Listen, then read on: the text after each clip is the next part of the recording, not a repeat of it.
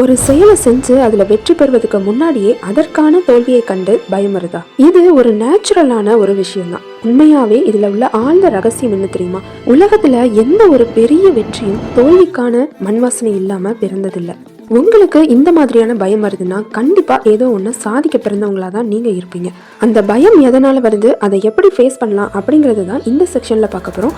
வீடியோவை பார்த்துக்கிட்டே நம்ம சேனலை சப்ஸ்கிரைப் பண்ணிக்கோங்க. பயம் வர்றதுக்கான காரணங்கள்: முதலாவது, மற்றவர்கள் என்ன நினைப்பாங்க, நம்ம ஒரு செயல் செஞ்சா மற்றவங்க இதுக்கு ஒரு ஜட்ஜ்மெண்ட் கொடுப்பாங்களே அப்படிங்கிற ஒரு பயம். இரண்டாவது, நமக்கு நாமே நம்பிக்கை இல்லாதது, என்னால முடியுமா அப்படிங்கிற ஒரு சந்தேகம் தான். மூணாவது, உங்களுடைய பழைய தோல்விகள் தான். அந்த ஏதோ ஒரே ஒரு தவறு தான் உங்களுடைய ஃபுல் ஃபியூச்சரையும் ஓவர் ஷேடோ பண்ணுது. நாலாவது, அந்த பர்ஃபெக்ஷன், அந்த செயலை 100% பர்ஃபெக்டா நம்மளால செய்ய முடியாம போயிருமோ அப்படிங்கிற ஒரு பயம் தான். இப்போ சிம்பிளா சொல்லணும்னா, ஒரு பட்டம் பறக்கிறதுக்கு முன்னாடி யார் கையில இருக்கும்? யாரோ அதை இழுக்கிறாங்க, கட்டுப்படுத்துறாங்க. கொஞ்சம் பறக்க ஆரம்பிச்சதும் அதோடைய வேகத்துக்கான இழுப்பு கிடைக்கிறது, தன்னாலேயே பறந்து போகும். அதே மாதிரிதான் உங்களுக்கான பயம் அப்படிங்கிறது லைஃப்ல நீங்க உயர பறக்கிறதுக்கு முன்னாடி வர்ற ஒரு டென்ஷன். கொஞ்சம் உங்க லெவல்ல இருந்து உயர போயிட்டீங்கன்னா அதற்கான சூழ்நிலை உங்களுக்கே கிடைச்சிரும். சிம்பிளா ஒரு 6 ஸ்டெப்ஸ்ல உங்களுக்கான ஃபியரை ஓவர் கம் பண்றது அப்படின்னு பார்க்கலாம். முதலாவது, ஸ்மால் வின்னிங் ப்ராக்டிஸ்.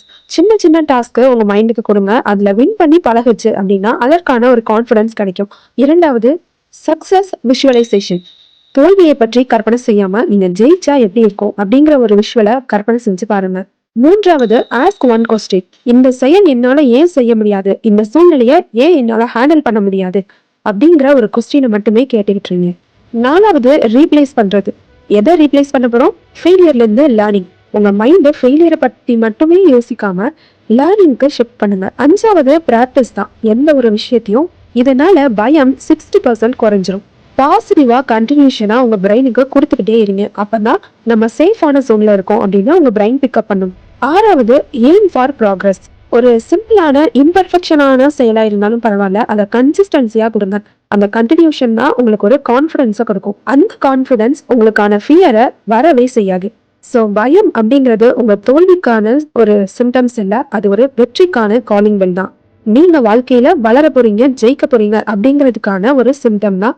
வீடியோ பிடிச்சிருந்தா லைக் பண்ணிக்கோங்க. உங்களுக்கான ஃபியர் என்ன, அதை நீங்க எப்படி ஃபேஸ் பண்ணீங்க அப்படிங்கிறதையும் கமெண்ட்ல சொல்லுங்க.